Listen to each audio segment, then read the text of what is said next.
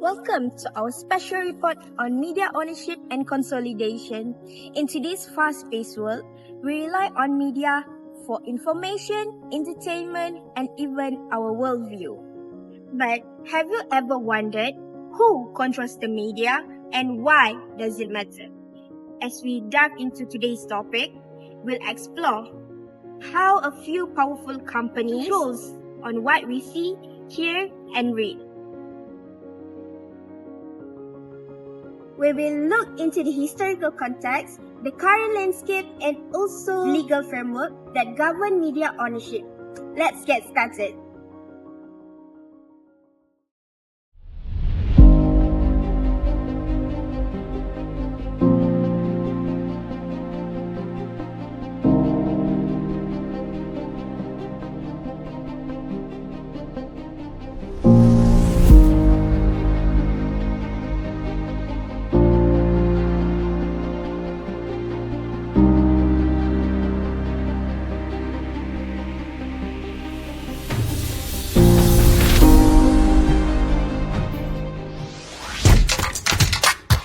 All right, let's dive right in. The Walt Disney Company is divided into 4 business segments. Media networks. This is revenue from Disney-owned networks and TV shows. Let's start with media networks, one of Disney's largest divisions in terms of revenue, contributing $25 billion, or 35% of Disney's revenues in 2019. This segment includes ABC, plus domestic cable networks such as Disney and ESPN, all TV production and distribution operations, and 50% equity stake in A&E. The story of media ownership begins with the early days of radio and newspapers. Initially, media outlets were often small, independent entities serving local communities. However, as technology advanced and markets expanded, media companies began to grow and consolidate.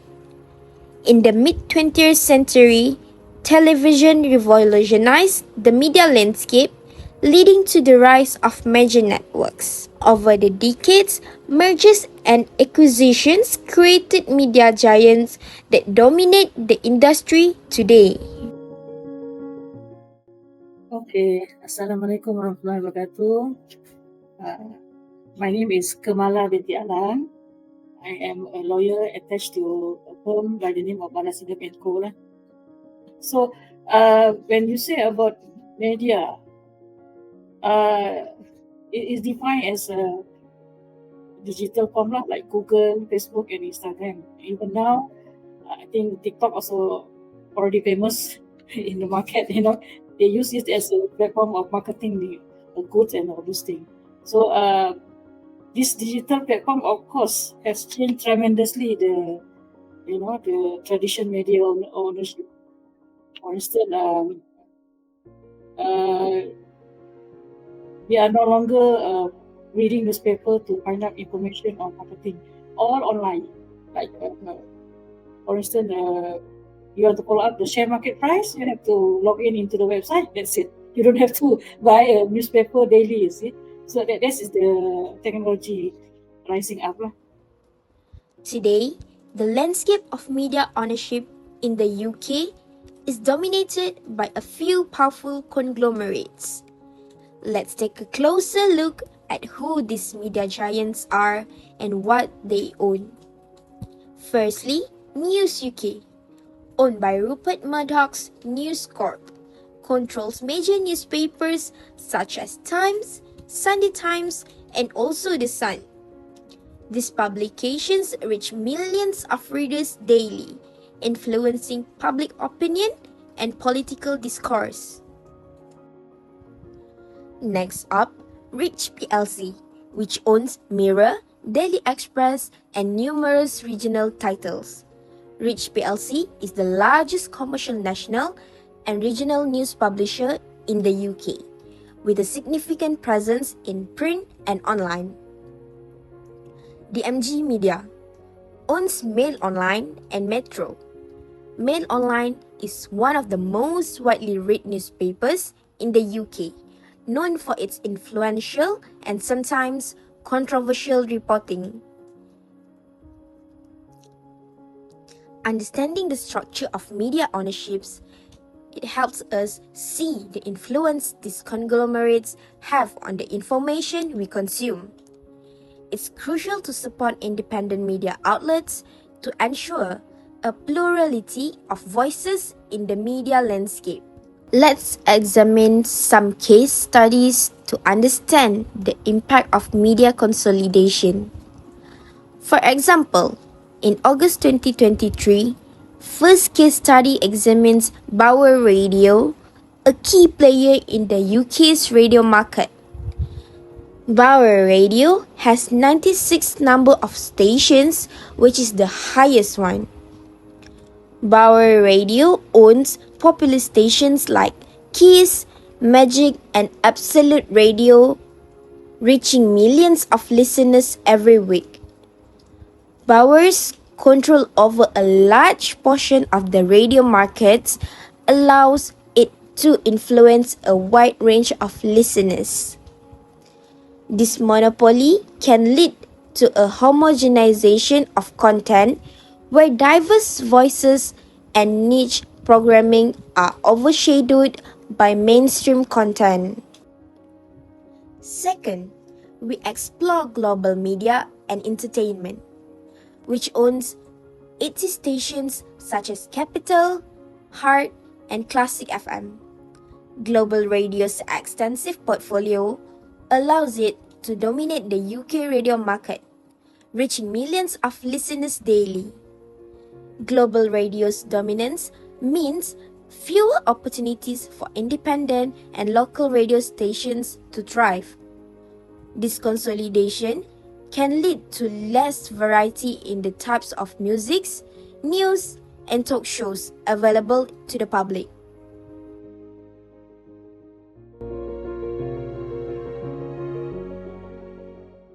Yeah, of course, as I said just now, the consumption of changing the pattern, statistic of using this media is booming up. So uh, the traditional way of watching TV is no more available, I suppose, and then not many people watching TV, if you're aware. So this digital platform has tremendously changed, and you may see even the viewers is more on teenagers. They got access. Everyone can access to the media social, uh, and then of course the content for the demand is very high picking lah. That's why now we can see there is some contents writer available everywhere.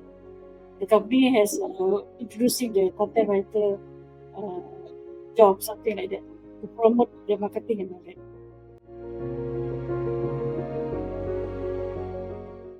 Democracy is, I would say, is more freedom given to the media social in line of doing their marketing and all that. So journalism, of course, is on demand.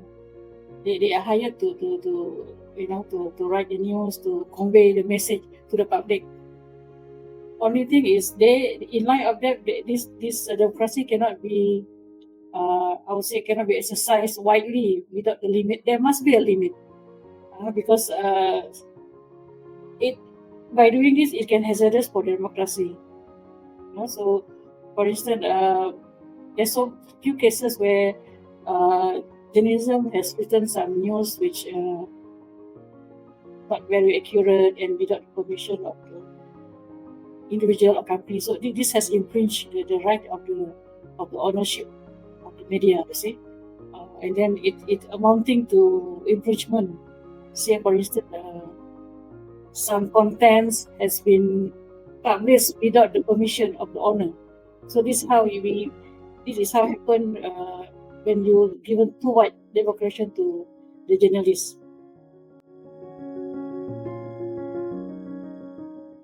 Okay, now it's look like we have to come to the something like solution, how to protect this media ownership. So in line of this, we as a lawyers, we can see here is how the law play its role to control, to protect the right of the ownership the media. For instance, there's few case law which indicate some, for instance, trademark work. The publication has been infringed by another person without license. So how to protect this right? How to protect this ownership of the media? We can use we can play out with the law lah.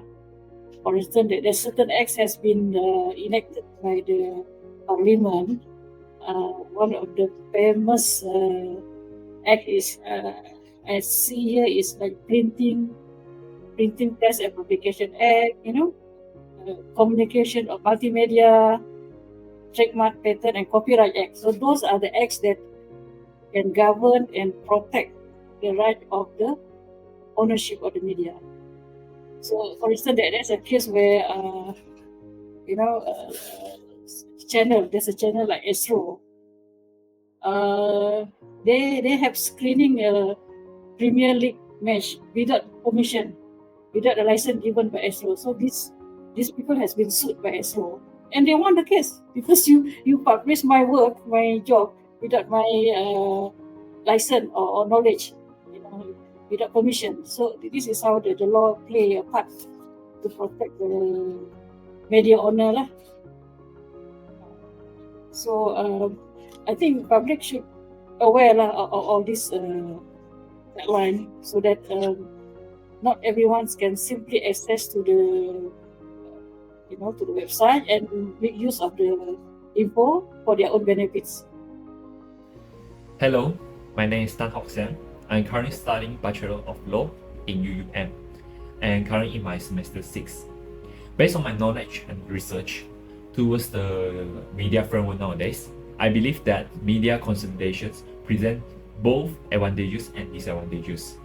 On the positive sides, it can improve the production quality for sure and distribution capabilities of large media organizations.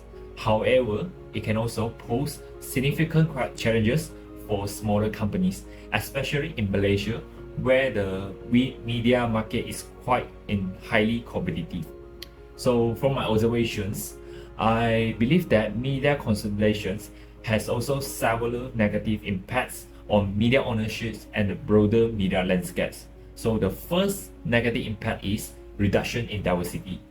So why I say so is, as fewer companies control a large share of the market in Malaysia, for example, so therefore the media landscape will become increasingly homogenized.